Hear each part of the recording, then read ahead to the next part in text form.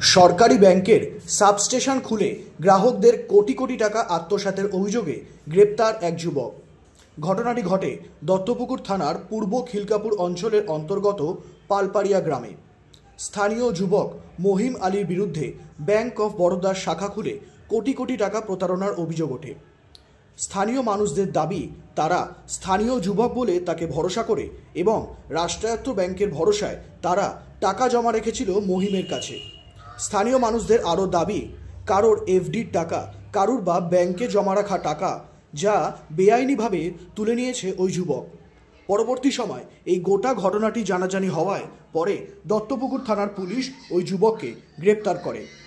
এখন এলাকার সাধারণ মানুষ সর্বস্ব প্রশাসনের দ্বারস্থ হয়েছে। এদিন পুরো বিষয়টি নিয়ে ওখানকার প্রতারিত স্থানীয় দুই বাসিন্দা জানান, আমার অ্যাকাউন্টে ছিল ৬৪,০০০ টাকা থেকে ও মানে যখন আপডেট করি বই যখন আপডেট করি তখন হাতের ছাপ নেয় নিয়ে ওটা নকল করে আমাকে টাকা তুলে নেয়। টাকা তুলে নিয়েছে একই তারিখে একই সময় ১০ করে ২০,০০০ টাকা তুলে নিয়েছে। আর তার আগে নিয়েছে ১০,০০০ টাকা। এ তো আমরা জানতাম না। যখন ব্যাংক বন্ধ হয়ে যায় তখন আমরা বরোদা ব্যাংকে গিয়ে বই নিয়ে আপডেট করে দেখি তখন আমার ব্যাংক থেকে বই আমার টাকা তুলে নিচ্ছে। কি পারপাস টাকাটা রেখেছিলেন? পারপাসটা আমি অ্যাকাউন্টে জমা রেখেছিলাম। আমি কোনো ইন্টারেস্টের জন্য রাখিনি, আমার যা টাকা জমা রাখার জন্য। এখন কি চাইছেন? আমি এখন চাইছি আমার টাকাটা ফেরত। ব্যাংকের ম্যানেজারের সঙ্গে কথা বলেছেন?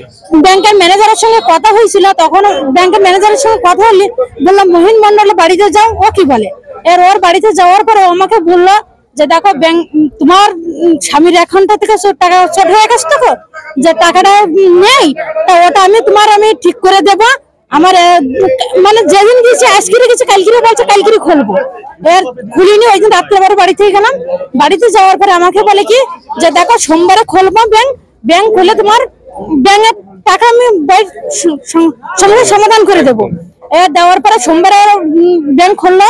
ব্যাংক খোলার পরে আব্বা এসে বলে যে দেখো তোমার তো ৩০,০০০ টাকা গেছে, তোমার ৩ সপ্তাহে ৩০,০০০ টাকা শোধ করে দেবো। বলার পরে আমরা চলে গেলাম, বলে দেখো তোমরা চিল্লাচিল্লি করো না, ঝামেলা করো না, টাকা তোমরা পেয়ে যাবে।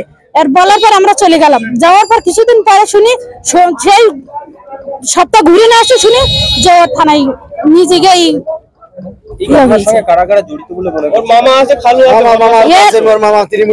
দেখেন একটাই আমরা বলতে পারবো টিএমসির নেতা, ওর মামারাও জড়িত আছে, ওর বাপও জড়িত আছে। ওর বাপ যখন যদি জড়িত না থাকবে তখন বললো কেন যে ৩ সপ্তাহের মধ্যে টাকাটা আমরা দিয়ে দেবো, তোমরা বেশি কিছু বলো না, টাকা আমরা দিয়ে দেবো। সে আসবে পরে ব্যাংক তো থানায় গিয়ে জমা হয়েছে আর বাপ মাকে নিয়ে ঘরে তালা দেওয়া। এত বড় একটা সমস্যা হয়েছে মনে হয়, আমার মনে বলে যে ব্যাংকের লোক জড়িত আছে। না থাকলে কেন তাকে এই অ্যাড্রেস দেওয়া হলো, ব্যাংকের অ্যাড্রেস কেন দেওয়া হলো? আর সে মানে সব কি অসব। আমার নাম আমিনা বিবি। হ্যাঁ, এই ব্যাংকে আমার অ্যাকাউন্ট আছে, আমার স্বামীরও আছে। আমার স্বামীর অ্যাকাউন্ট থেকে টাকাটা গেছে। ওর যে মামা ওই যে জেলে আছে থানায়, ওর মামা গিয়ে খাবার পাঠায়। কাসেম সমিতিতে জিতে আছে এখান থেকে। হ্যাঁ, তৃণমূলের দল। হ্যাঁ, এই যে এত বড় ঘটনা এর আগে বুঝতে পারেনি না? আমরা বুঝতে পারিনি। আমরা তো জানি পাড়ার ছেলে, আমরা জানি সাদাসিধে মানুষ, বুঝলে তো? আমরা যে সাদাসিধে মানুষ, চাপ সৃষ্টি হতে পারে, আগামী দিনে চাপ সৃষ্টি হতে পারে। এখনই দিতে পারে, কাসিমই দিতে পারে। কাসিম তো আগের দিন কাসিমের বাড়িতে গেছি, হুমকি দিয়েছে, বলছে তোদের নামে ডাকাতির কেস দেবো। কেন? আমরা কি ডাকাতি করি?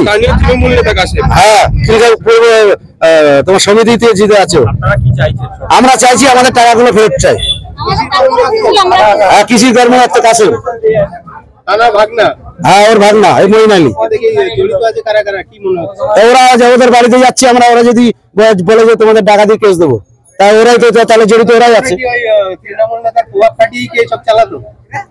সেটা না, আবার কি তাহলে ওদের বাড়ি যাবো, হুমকি দেবে কেন?